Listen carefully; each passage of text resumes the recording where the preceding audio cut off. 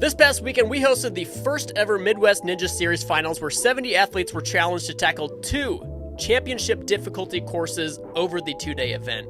Of those 70 athletes, 3 of them stand out above the rest for their performances throughout the weekend. Let's take a look at those 3 athletes and why they stand out.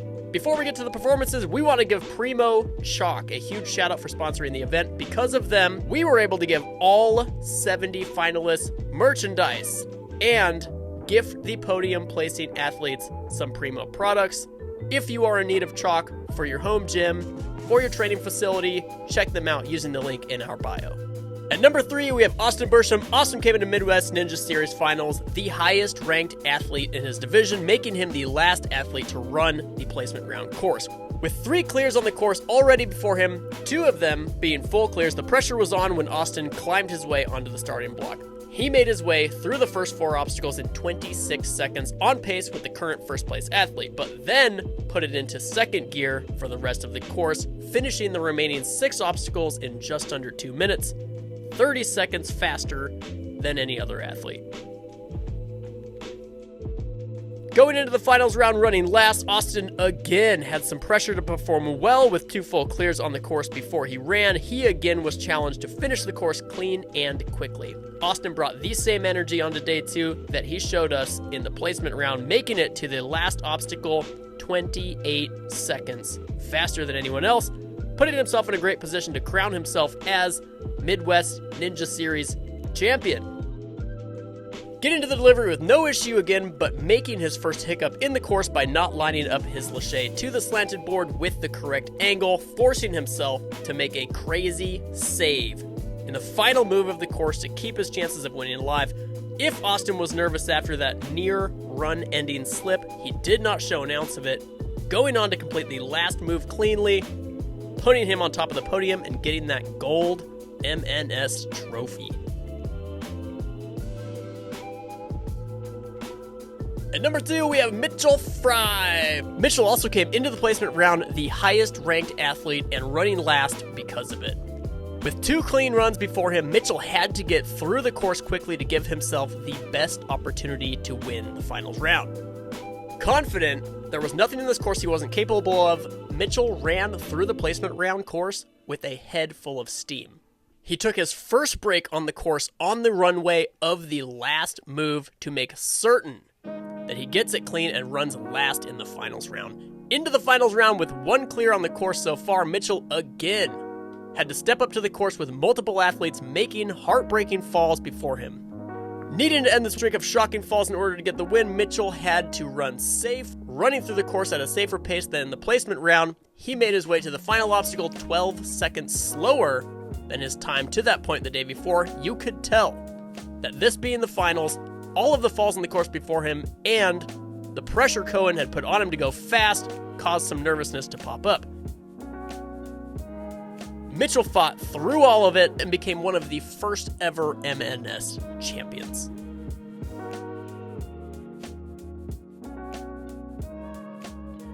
Before we get to the number 1 performance, we've got a few honorable mentions to talk about. First of all is Cohen Berger. Coco had a heartbreaking run in the placement round with a fall on his first attempt on the pendulum swing to dismount early and then timing out on his second attempt.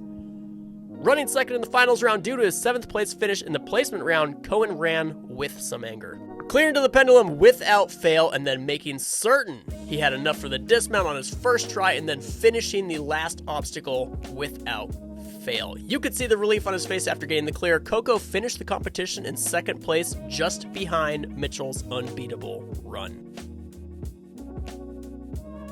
Also, we have Micah Daniel. Micah started the day not only in the highest ranked athlete in her division, but the highest ranked athlete in all of the divisions. Having won 3 of the 4 qualifiers this season, Micah was the favorite to win going into MNS Finals.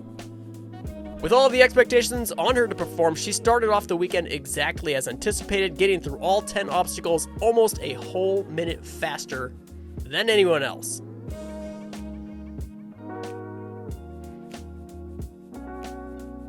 With a superb performance in the placement round, Micah came back on the 2nd day to do the same thing again, cementing herself as the first ever Diamond 2 tier athlete, and leaves the weekend still the highest ranked athlete in the entire league. At number 1, we have Andreas Johnson. It's hard to put into words exactly how impressive Dre Dre's performance was over the weekend, but I'll try. Up to Dre Dre's run in the placement round, we saw 15 failed attempts on obstacle 7. The 6 athletes who ran before Dre Dre tried a myriad of different techniques on obstacle 7, but all to no avail. On this obstacle, the athletes were challenged to cat back to a sloped cliffhanger, then quickly reach to another sloped cliffhanger on the backside of the whole structure before slipping off. When Dre Dre hopped up, he not only got to this infamous obstacle faster than anyone else, already putting him into first place, he made this seemingly unbeatable obstacle look easy. He went on to finish the remainder of the course with no fails and at a time of 1 minute and 48 seconds, putting him into first place for the placement round. You could hear the shock of what we had all just witnessed in my voice commentating the live stream. Yeah, Ew, almost licks it. This is the one disgusting. That was just nasty, man. That was nasty. Go out there. Absolutely. That was unreal. Well, that's that, I guess. That's gonna be hard to beat. There we go. Minute 48. I was thinking to myself, dang, did we overset? But I guess it was 1 minute and 48 seconds.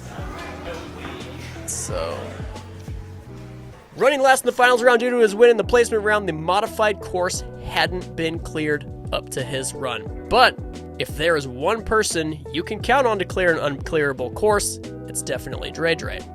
He not only cleared the course, he did it with style by linking the ring hook in the last obstacle with a one-handed save that not only surprised the crowd, but also himself. You can tell by my commentary that I was speechless. Are you kidding me? Are you literally kidding me? Wow, Dre Dre. This Wild. is stupid. This is straight up stupid. It's absolutely Are you insane. kidding me? What do you do? Like, how do you set for him and then what? What are you? Look at this move here. Okay, he comes through here, doesn't perfectly hook it up. Somehow still has understood that he's lined up. You see, his own mouth is open. He jaw dropped himself as if he was not expecting to do that. It was a fantastic season this year. If you've made it this far, we'd love to hear what you thought about the MNS season in the comments. You know we'll be back for a next season, so subscribe to the channel to keep up to date on announcements for Season 2.